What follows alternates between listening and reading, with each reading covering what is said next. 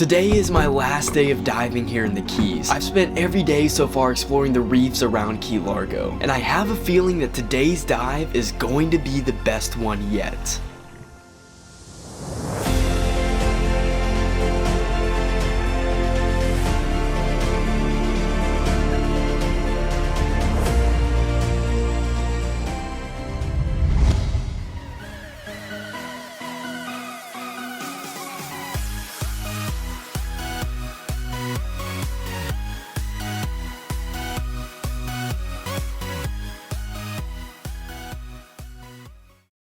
What's going on, guys? It's Ray here, and I'm currently unloading all of my gear because I'm back at the dive shop, and that means it's day 3 of diving. Now, of course, as you can tell by the lighting, it is morning, the sun is just rising, and that's how you know you're a diver. However, it's gonna be worth it waking up this early when you get out there and you're rewarded with some of the greatest diving in the world. But I don't want to waste any more time, so let's get all my gear on the boat, head out to the dive sites, and get this dive underway.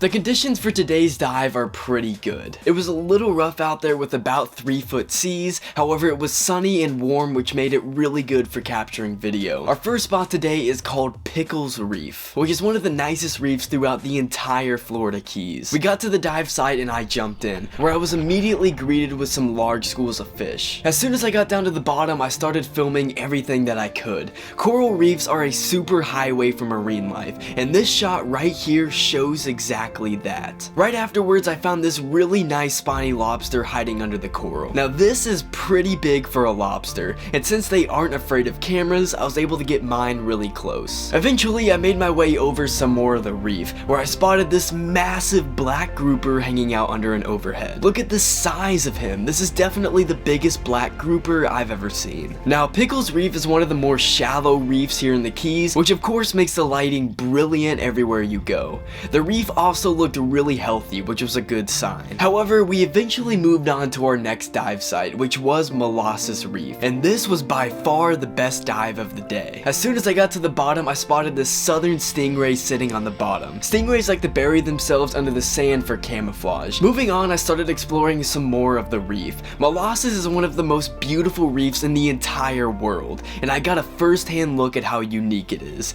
starting with the swim through right here.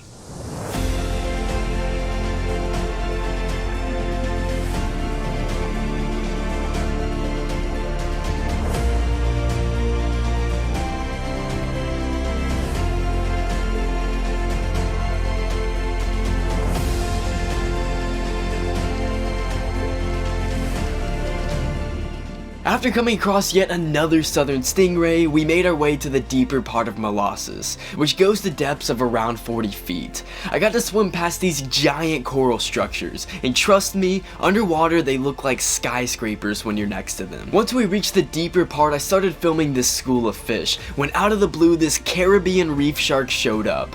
Finally, after going multiple days without a reef shark sighting, I was now face to face with one. It's always a blast when you get to run into a reef shark while on the dive, and this one did not disappoint. After seeing yet another big grouper, I started exploring some different parts of the reef, where I discovered this nurse shark resting inside the coral. She was just taking her afternoon nap inside this secluded spot, which allowed for me to get some good shots of her.